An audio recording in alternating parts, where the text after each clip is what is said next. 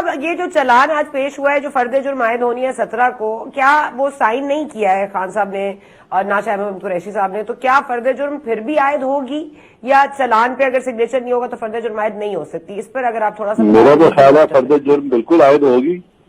یہ تو کوئی طریقہ نہیں ہے کہ اگر انہوں نے ان کو وہ دیے چیزیں ڈاکیومنٹس تو وہ اس پہ انہوں نے سائن نہیں کیا تو اس کا مطلب یہ تو نہیں کہ فرد جرم اپنی عائد ہوگی.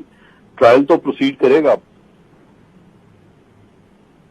17 تاریخ کو یہ فرمائیے گا قادر صاحب، یہ جو سائفر والا، ہاں جی جی جی جی حسین صاحب میں آ رہی ہوں ایک منٹ. اسلام آباد سر، اسلام آباد ہائی کورٹ نے آج جسٹس آج جو چیف جسٹس آف اسلام آباد ہائی کورٹ ہے، آج انہوں نے سمن کیا ہے فیض حمید جنرل ریٹائرڈ کو اور باجوہ صاحب کو آن میٹرز آف پرنسپل کے. انہوں نے انٹرویو کیوں دیا اور 2 سال کے عرصے تک وہ انٹرویوز نہیں دے سکتے جو میتلا صاحب کو اور جاوید چودھری صاحب کو انہوں نے دیے تھے. تو آج اسلام آباد ہائی کورٹ نے جو سمن جاری کیے ہیں، should we take that matter seriously?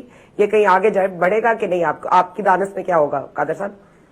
دیکھیں، آپ جانتی ہیں کہ ماضی میں پاکستان کو اب 76 سال ہو گئے ہیں بنے ہوئے، اور اسٹیبلشمنٹ کا ایک رول رہا ہے پاکستان کی سیاست میں. اور جب بھی سیاسی ایکویلیبریم جو ہے سیاستدانوں کا وہ خراب ہوا تو اسٹیبلشمنٹ نے بھی اپنا ایک کردار ادا کیا. لیکن یہ کردار جو تھا یہ خاموشی سے ادا کیا جاتا تھا، اس طرح سے بیان بازی نہیں کی جاتی تھی.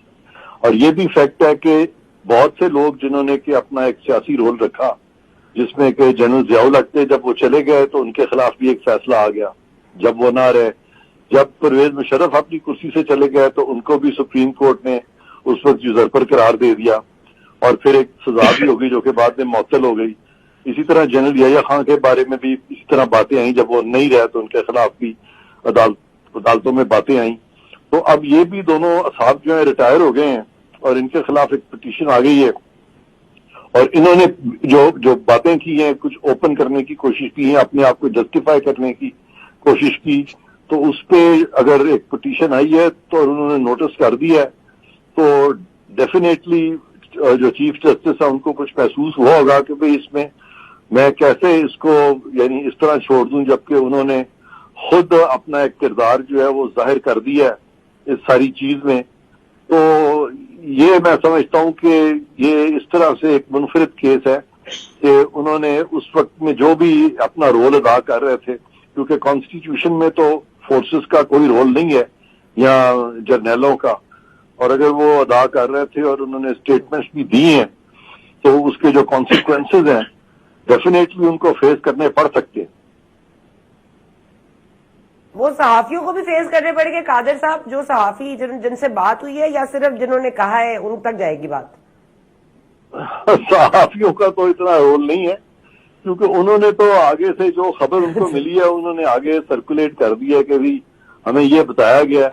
تو صحافی تو اس صورت میں ریلیونٹ ہوں گے اگر کہ صحافیوں نے کوئی ایگزیجریشن کر دی ہے یا بات کو ٹوسٹ کیا ہے. ادروائز تو فی الحال میں نہیں سمجھتا کہ صحافی جو ہیں وہ ان کو مورد الزام ٹھہرایا جا سکتا ہے ساری چیز.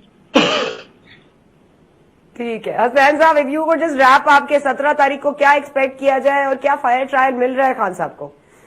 فیئر ٹرائل ان کا سب سے بڑا ایشو ہو گیا ہے کہ trial has to be in public. پہلے وہی کہتے تھے کہ مجھے سیکورٹی ایشوز ہے اور تھریٹس ہیں and as such, and trial میں I think there is no issue, but you know the issues with B P are not basically اب now is not getting a chance کہ وہ 2000 پیشیاں لے جائے one reason for اندر، وہ فائلیں اٹھا کے لے آئی جائیں عدالتوں کے اندر سے باہر آ کے سائن ہو جائیں. اور جج صاحب ہائی کورٹ کے جج بھی انہیں 2 بجے بتایا وہ 7 بجے جائیں. Now he has to basically abide by the law, and abiding by the law is of course creating a little bit of issues for him.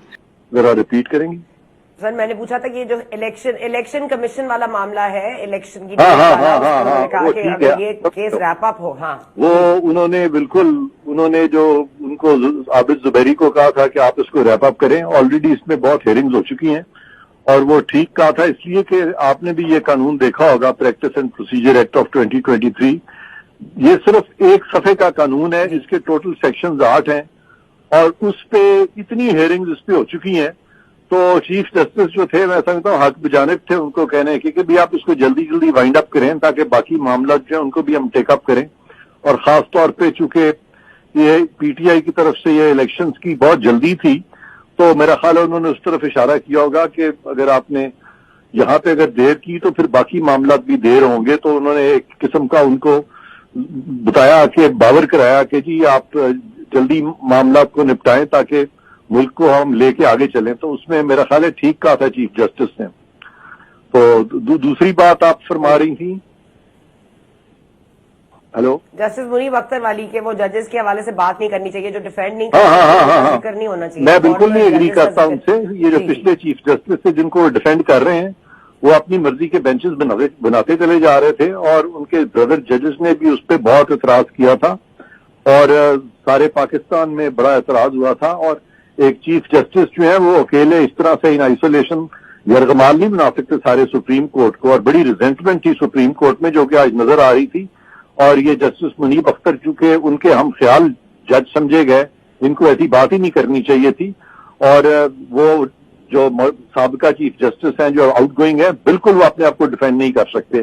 اس حد تک وہ ٹھیک کہتے ہیں اور اسی لیے نہیں ڈیفینڈ کر سکتے کہ انہوں نے سپریم کورٹ کو اپنی مرضی سے چلانے کی کوشش کی تھی اور وہ ایک ایز اے فرد واحد سارے سپریم کورٹ پہ حاوی آ گئے تھے حتیٰ کہ پارلیمان کو یہ قانون لانا پڑا پریکٹس اینڈ پروسیجر کا.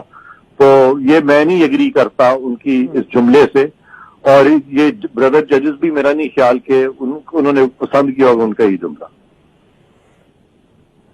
اچھا سر, وہ خواجہ طارق رحیم صاحب ناراض ہیں, آج وہ کورٹ میں نہیں آئے سماعت میں, اور اس کے بعد صدیقی صاحب فرما رہے تھے کہ آپ کا رویہ ٹھیک نہیں ہے. پھر چیف جسٹس میں ایک مکالمہ بھی ہوا, تھوڑا سا ہیٹڈ آرگیومنٹ بھی ہوئی جس پر انہوں نے کہا کہ آپ چاہتے ہیں میں کچھ ایشو کروں یا آپ جگہ پر بیٹھ جائیں.